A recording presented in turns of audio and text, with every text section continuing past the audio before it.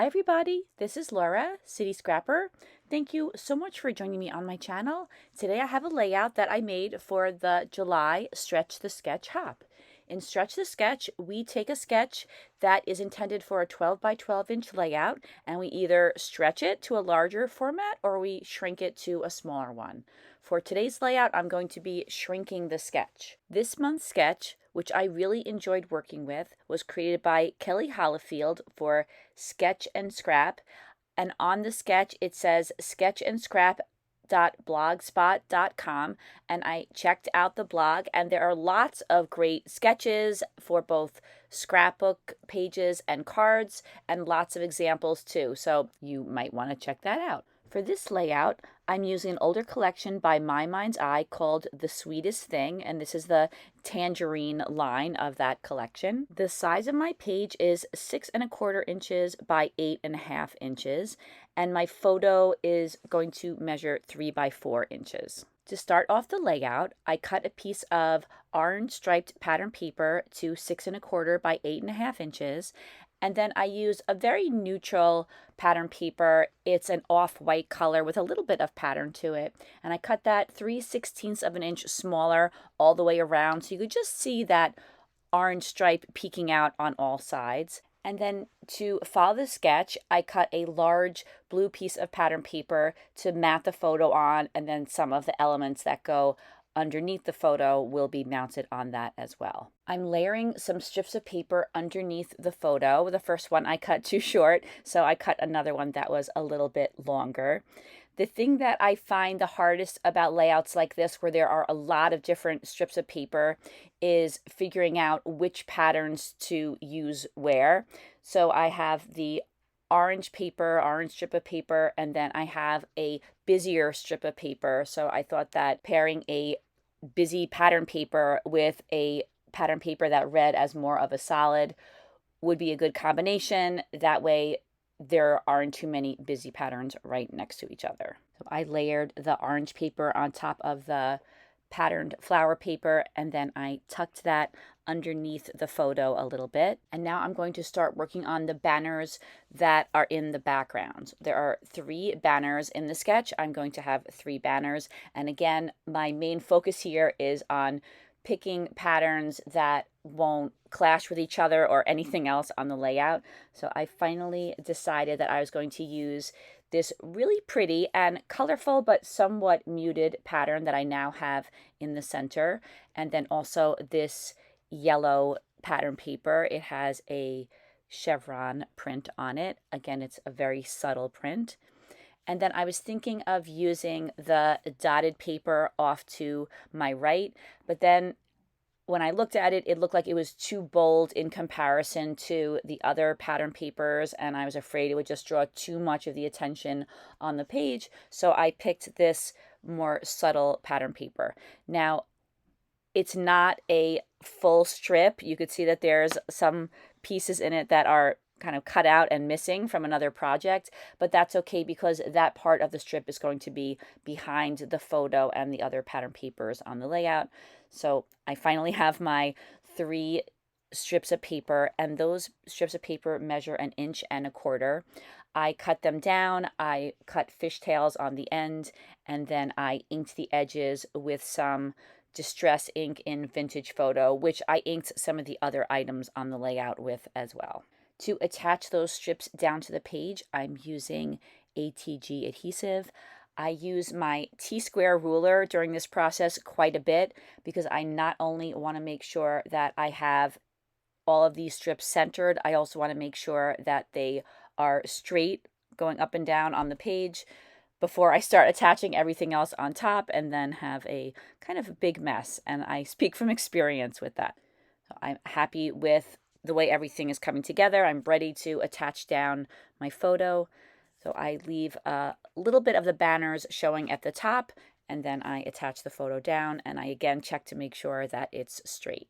I didn't have too many embellishments that I thought would be just right for this layout. Because the layout is so small, I don't want to use any super large embellishments. So I'm fussy cutting out some flowers from a piece of pattern paper in the 6 by 6 inch paper pad. I thought that these flowers were really colorful and very pretty and just the right size. So I fussy cut a number of them out, and I'm going to again follow the sketch for where I place these embellishments. I'm putting some in the upper left-hand corner, and then I'm going to put some in the lower right-hand corner of the photo. Now I'm fussy cutting out some very, very tiny leaves from the pattern paper, and even though they're so small, I think that they add a lot to those little clusters.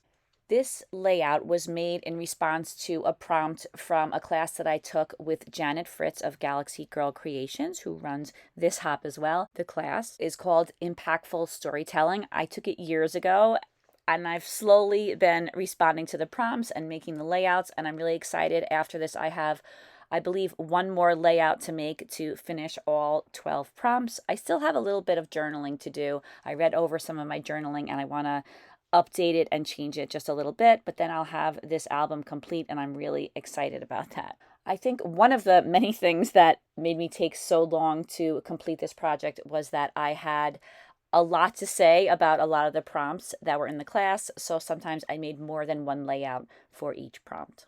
I added a large sticker right underneath the photo. I'm going to change the sentiment that's on there to something totally different because this sentiment doesn't match my layout. I'm also adding some enamel dots.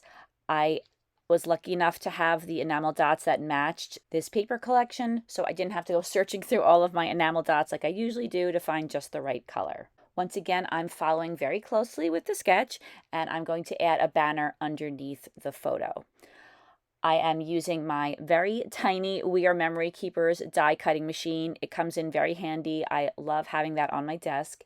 And a Crafter's Companion die called Scalloped Bunting, and I'm cutting out a banner from one of the pattern papers from the collection. You could see that is on my mat right now. I cut that out of a wood grain paper. Then I took a very small piece of pattern paper and taped it over each individual section of the die. I used washi tape to hold those small pieces of paper in place. I ran that through the die cutting machine, and now I have some sections that are more colorful to layer over the large wood grain die cut that I made. I again use the Distress ink in Vintage Photo, and I ink the edges of the large banner. I'm going to do the same thing to each of the individual sections so that everything will look cohesive. I trimmed the excess paper off of the edge of each of the sections. When I chose the pattern papers for this banner, I tried to choose very small scale patterns. I thought that that would look the best because it's a very small area that I'm covering each section of the banner with.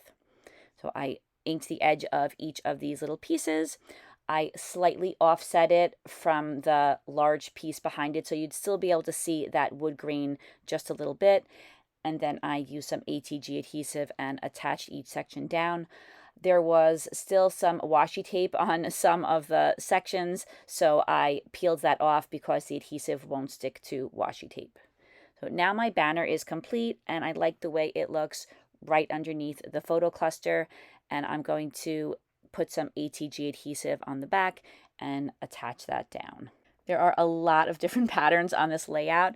I think that using that dark colored large die cut for the base of the banner helped a little bit with separating some of the patterns. And I also think that the neutral background helped out a little bit with that too. I added some enamel dots between each section of the banner. I took a piece of pattern paper that was a similar color to the sticker, and I punched out a circle and layered that on top. That way I'll be able to add a new title to the layout. I added 3 chipboard buttons to the banner. Then I went back to my title. This is a photo of my house. I was thinking of writing Home Sweet Home. I was going to spell out the word home twice with these letters and then use a sticker from the sticker sheet that said sweet to have Home Sweet Home as my title. But then as I began working on it, I realized there just wasn't enough room for Home Sweet Home, so I decided to just call the layout Sweet Home. Because it takes me a long time and it's not very interesting to watch, I usually arrange and attach down letter stickers off camera. For stickers like these, I like to use some sort of adhesive to hold them down. I think I use some gel glue in this case. I often find that letters like this fall off layouts later on, so I do like to reinforce them. I fussy cut out a few more flowers to add to the layout. Because I only had 3 of those chipboard buttons, I decided to put the buttons on every other section of the banner, and then on the 2 sections I didn't have buttons for, I added some fussy cut yellow flowers. To add another texture to the layout, I'm using some twine that I had in my stash, and I'm tying it in a knot on each of those chipboard buttons. I cut the twine back so that it's rather short, but I thought the little bit of twine made a nice addition to the layout. With these smaller pages for my impactful storytelling album, I am trying not to add a huge amount of dimension because I don't want the album to get too thick. I want to include all of my layouts in one album. But since the sticker that has the title on it already has some dimension to it, I thought it wouldn't add too much to add a little bit of fun foam behind some of the flowers. Right now I'm adding some fussy cut flowers in a peach color to each of those clusters. I thought that adding a third flower would make them look a little bit more interesting. And then I used some gel glue and I glued down the leaves and the little buds that I had fussy cut out earlier. So I have popped up those small yellow flowers on the banner. Now I'm adding some foam to behind the 2 dark orange flowers in each of the clusters. That was the last touch. This layout is complete, and here are some close-ups. Thank you so much for taking time out of your day to watch this video. I really hope that you enjoyed it. Please don't forget to check out the videos for all the other scrapbookers who follow along with this hop. The links to their videos are in the description box. I hope you have a fantastic day, everybody. I will see you soon. Take care. Bye-bye.